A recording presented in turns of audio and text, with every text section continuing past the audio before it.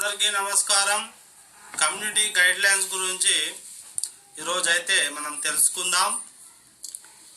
ఏంటంటే స్పామ్ మరియు detective practices and policies గురించి అయితే మనం తెలుసుకుందాం. సేఫ్టీ గురించి కూడా తెలుసుకుందాం.